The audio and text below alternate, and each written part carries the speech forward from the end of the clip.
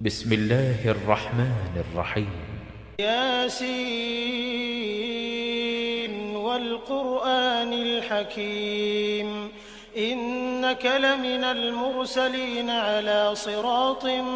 مستقيم تنزيل العزيز الرحيم لتنذر قوما ما أنذر آباؤهم فهم غافلون لقد حق القول على أكثرهم فهم لا يؤمنون إنا جعلنا في أعناقهم أغلالا فهي إلى الأذقان فهم مقمحون وجعلنا من بين أيديهم سدا ومن خلفهم سدا فأغشيناهم فهم لا يبصرون وسواء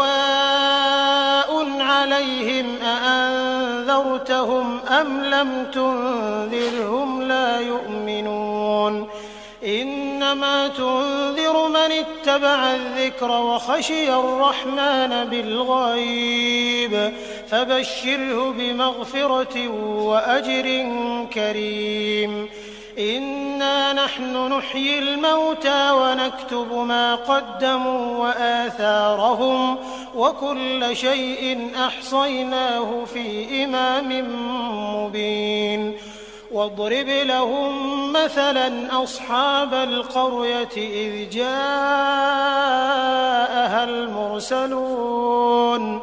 إذ أرسلنا إليهم 2 فكذبوهما فعززنا بثالث فقالوا إنا إليكم مرسلون قالوا ما أنتم إلا بشر مثلنا وما أنزل الرحمن من شيء إن أنتم إلا تكذبون قالوا ربنا يعلم إنا إليكم لمرسلون وما علينا إلا البلاغ المبين قالوا إنا تطيرنا بكم لئن لم تنتهوا لنرجمنكم وليمسنكم منا عذاب أليم قالوا طائركم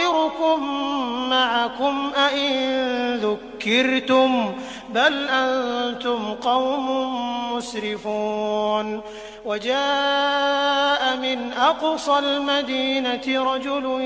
يسعى قال يا قوم اتبعوا المرسلين اتبعوا من لا يسألكم أجرا وهم مهتدون وما لي لا أعبد الذي فطرني وإليه ترجعون أأتخذ من دونه آلهة إن يردني الرحمن بضر لا تغن عني شفاعتهم شيئا ولا ينقذون إني إذا لفي ضلال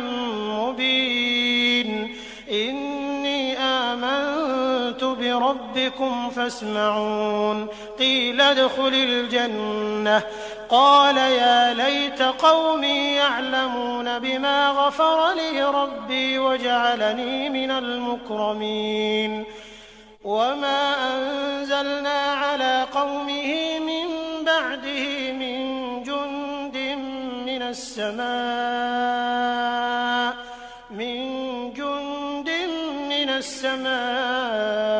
وما كنا منزلين إن كانت إلا صيحة واحدة فإذا هم خامدون يا حسرة على العباد ما يأتيهم من رسول إلا كانوا به يستهزئون ألم يروا كم أهلكنا قبلهم من القرون أنهم إليهم لا يرجعون وإن كل لما جميع لدينا محضرون وآية لهم الأرض الميتة أحييناها فأخرجنا منها حبا فمنه يأكلون وجعلنا فيها جنات من نخيل وأعناب وفجرنا فيها من العيون ليأكلوا من ثمره وما عملته أيديهم أفلا يشكرون سبحان الذي خلق الأزواج كلها مما تنبت الأرض ومن أنفسهم ومما لا يعلمون وآية لهم الليل نسلخ منه النهار فإذا هم مظلمون والشمس تجري لمستقر لها ذلك تقدير العزيز العليم والقمر قدرناه منازل حتى عاد كالعرجون القديم لا الشمس ينبغي لها أن تدرك القمر ولا الليل سابق النهار وكل في فلك يسبحون وآية لهم أنا حملنا ذريتهم في الفلك المشحون وخلقنا لهم من مثله ما يركبون وإن نشأ نغرقهم فلا صريخ لهم ولا هم ينقذون إلا رحمة منا ومتاعا إلى حين وإذا قيل لهم اتقوا ما بين أيديكم وما خلفكم لعلكم ترحمون وما تأتيهم من آية من آيات ربهم إلا كانوا عنها معرضين وإذا قيل لهم أنفقوا مما رزقكم الله قال الذين كفروا للذين آمنوا أنطعم من لو يشاء الله أطعمه إن أنتم إلا في ضلال